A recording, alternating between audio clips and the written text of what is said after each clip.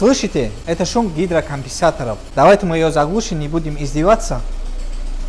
Сейчас я расскажу и объясню, в чем дело. Наш брат недавно поменял здесь масло. Он говорит, как поменял километров через 200-300, он где-то проехал и начали шуметь гидрокомпенсаторы. Теперь он слил это масло, другое масло залил, они перестали, но опять-таки там день, два, три, опять-таки начали они шуметь. И он приехал ко мне, спрашивает, может ли быть это из-за масла. Из-за масла это может быть, но очень в редких случаях. Вообще из-за масла, почему она может зашуметь? Вот, многие, наверное, сталкивались, что масло после того, как поменяли масло, гидрики начинают шуметь, которые до этого не шумели. Там причин несколько, там 6-7 причин. Одна из, например, если что-то держится на волоске, и он ездит, когда он меняет масло, новое масло это новые присадки, в том числе новые промывочные присадки. И все, что вот это на волоске держится, она испортится 100%. Второй момент, если, например, человек залил масло, поменял, начали шуметь гидрокомпенсатор, это может быть даже маленькая соринка, стружки, там, тут, если она встряла, она может зашуметь также. Ну, таких причин много я могу перечислить, но один из главных причин, это с чем я часто сталкиваюсь, процентов даже, можно сказать, 90, это проблема не в самих гидрокомпенсаторах, а в маслоприемнике. Перед насосом, лапка, по-моему, она называется. Это маслоприемник, она может быть забита стружками, или этот человек, или человек, который до него ездил, если он заливал плохого качества масла, если он не менял ее вовремя, она потихоньку вот это лаковое отложение, вот эта стружка, вот это мусор накапливается, и она может забить этот маслоприемник, давление становится меньше, и гидрики начинают шуметь. Сзади нее, вот здесь даже у меня она есть снятая, сейчас я вам покажу. Сейчас, если найду, конечно, ее. Так, вот у нас еще одна снятая есть. Вот это маслоприемник. Она может быть забита здесь. Или может быть вот это сальник, она дубеет. Вот видите, она села полностью, можно сказать. Она деревянная. И она может подсасывать воздух, тем самым вызывает вот этот шум гидрокомпенсатора. Ну, масляное голодание, да, в любом случае. Для интереса, ради эксперимента вытащить поддон, поменять вот этот маслоприемник, залить это же масло, которое сейчас залито же там, и посмотреть, перестанут они или нет. В принципе, мы эту работу не делаем, у нас и через какое-то времени не бывает. Но ради эксперимента я сегодня это сделаю.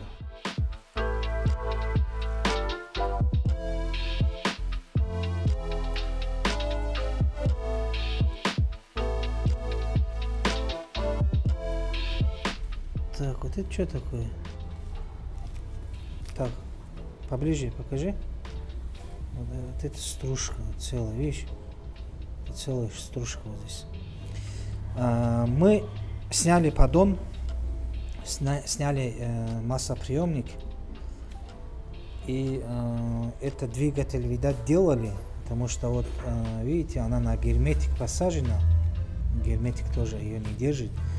И вот смотрите, вот эта резинка, вот это сальник, она, видите, она вообще гладкая, она вообще убитая. И вот эта стружка тоже меня настораживает. Здесь посмотреть, если вроде чуть-чуть здесь тоже есть, она тоже может быть забитая. Ну, сейчас поменяем, проверим в любом случае. Она вообще деревянная стала. Смотри, она как пластмасска.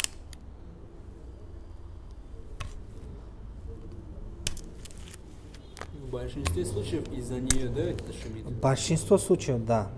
Вот здесь внутри тоже этот. Стружка? Это герметик, по-моему, да. Даже я ее снять не смог. Стружку, резинку? Да, резинку снять не смог.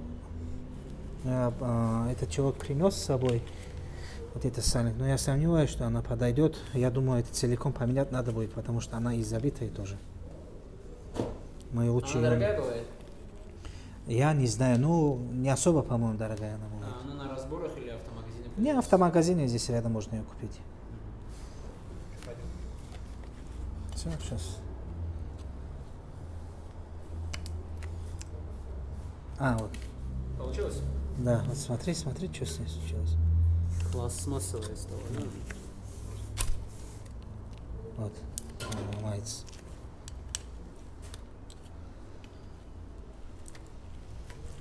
Сейчас я посмотрю, вот эта резинка. Пластмасса.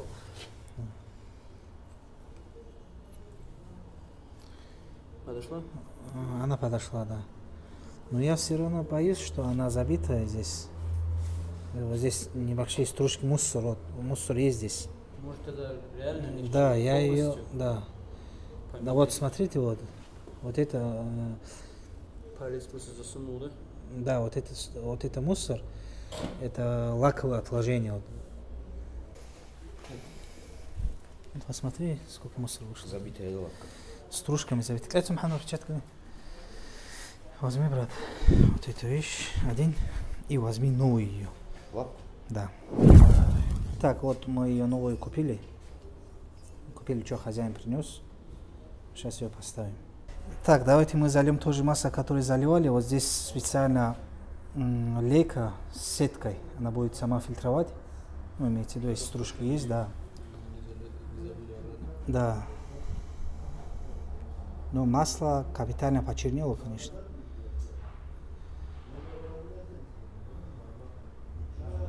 Это может быть из-за того, что он на бензине ездил, и из-за того, что мотор снутри грязный был.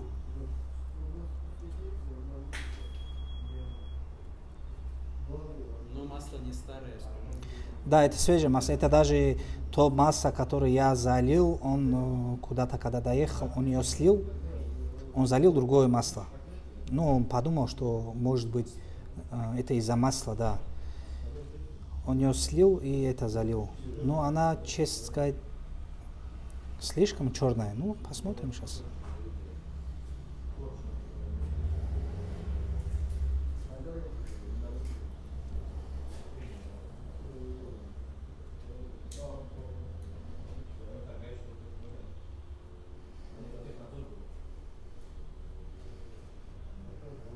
Так, полностью заливать не будем. Стружки не было? Нету там. Пару стружек есть все-таки. Есть, да? Пару стружек есть. Заводишь? Заводи.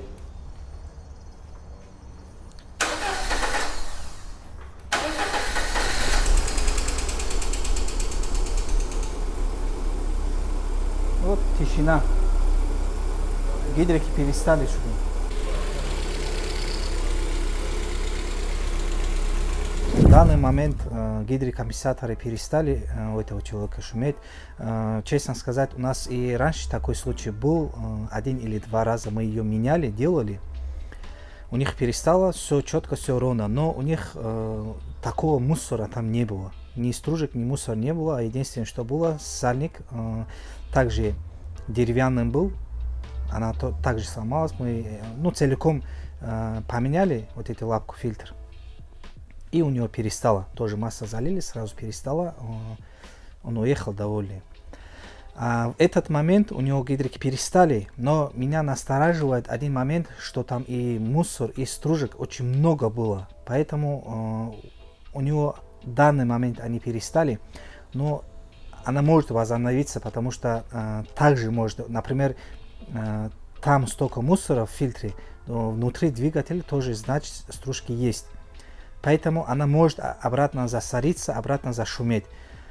Ну, в любом случае, вот, как я и говорил ранее, 90% случаев зависит от этой лапки, которую мы поменяли, маслоприемника. Что интересно, друзья, вот это сделанный двигатель, как я и отметил, 99% случаев, когда человек масло меняет и когда у него гидрики шумят, вот 99%. Это из-за того, что сделанный двигатель либо недобросовестные мастера ее не доделывают, либо добросовестные мастера, если даже доделают, все правильно делают, может попасться часто попадаются некачественные детали. Может быть из-за этого. Это точно я не могу сказать, но факт остается фактом. 99% случаев и либо гидрики, либо расход масла тоже появляется после сделанных двигателей. И еще один момент. Очень часто, не знаю, от чего это зависит, мы все знаем, что есть очень много разных присадок, в том числе эффективных и таких простых, обычных, дешевых. Насчет расхода, насчет дыма, насчет гидриков тоже появляются вопросы. Человек, когда покупает машину, человек купил машину, заехал, проблем нету, масло поменял, у него начался расход, либо шумит гидрокомпенсаторы. Потому что я насчет присадок не просто так упомянул. Если, например, есть тюбик, который заливать можно до 6 литров один тюбик. Я знаю людей, которые заливают и 3, и 4 тюбика, чтобы гидрики перестали временно. Я знаю людей, которые антидым называется, есть такие присадки разные, чтобы дым не кидало. И, естественно, человек покупает машину, заезжает сюда, я ее сливаю, все присадки сливаю, заливаю новое, хорошее масло, в котором я уверен 100%. И у него вот эта проблема возобновляется. И, естественно, он говорит, раньше не было, сейчас появилось. В любом случае, друзья, я не могу дать гарантию на двигатель, на шум гидрокомпенсатора, на расход и так далее. Я могу дать гарантию, что масло заводское.